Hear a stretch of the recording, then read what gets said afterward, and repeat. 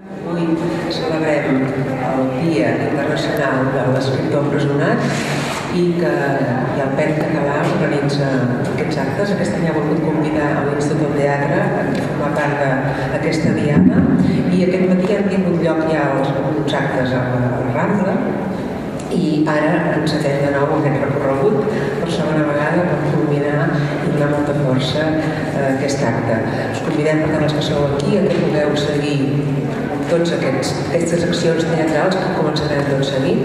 Aquí tindrà lloc una primera acció a càrrec de la Berta Vidal i de la Catalina Florit, que passarà aquesta setmana aquí, i tot seguit ens emplacem davant de la Virreina per continuar amb l'acció, amb la segona i tercera acció teatral, i la quarta acció teatral tindrà lloc per acabar aquests actes davant de Santa Mònica, entrant a Santa Mònica. Bé, jo soc l'encarregada d'encetar i donar-vos la benvinguda. Dir-vos que aquestes accions teatrals corren a càrrec de professors i alumnes de l'Institut del Teatre que han volgut donar suport en aquesta diada. I tot seguit us deixo amb la presidenta del PEN català, la Carme Arenas, per dir unes paraules. Moltes gràcies i benvinguts.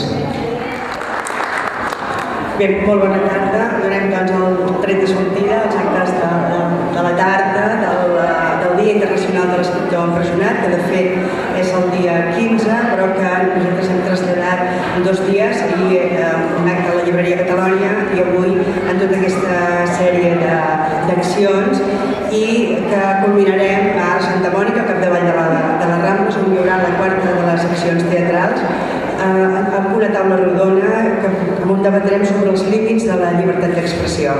Bé, jo només volia dir-vos en nom del PEN català. Com sabeu, el PEN és una organització internacional d'escriptors que va néixer l'any 21, que vetlla bàsicament per la mútua entesa entre literatures, però sobretot que vetlla, és un organisme vigilant contra els atacs de la llibertat d'expressió.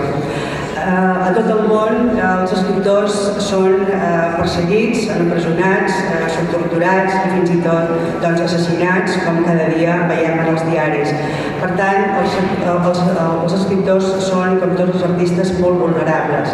Els escriptors, com tots els artistes, com tots els creadors, necessiten ser lliures. La llibertat d'expressió és el primer dels drets humans, el dret més fonamental.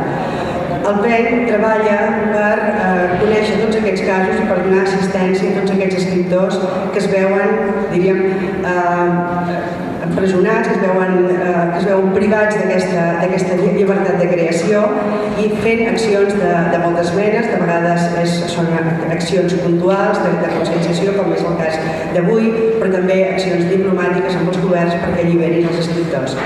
Recentment, aquest any, hem tingut, diríem, entre els Premis Nobel 2 presidents del PEN, un Mario Vargas Llosa, que va ser president del PEN Internacional, i també el Premi de la Pau, que ha estat concedit a Li Xiaobo, que, com sabeu, és també el president del PEN xinès independent.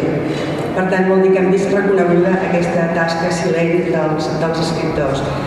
Res, només agrair aquesta col·laboració de l'Institut del Teatre, dels professors Carme Callol, Joan Cussó, Neus Fernández i Toni Gómez, i de tots els alumnes que hi han volgut participar d'una manera especial a l'actuació que veureu ara, la Berta Vidal i la Catalina Florit. Per tant, us convidem que continueu amb nosaltres al llarg de la tarda. Just quan acabarem aquesta acció, com ha dit la Carme Callol, anirem cap a la Virreina, on hi ha 2 accions més, una altra al capdavall de les Rambles, que també us convido que no us perdeu, i si ens voleu acompanyar també a la taula rodona. Moltes gràcies.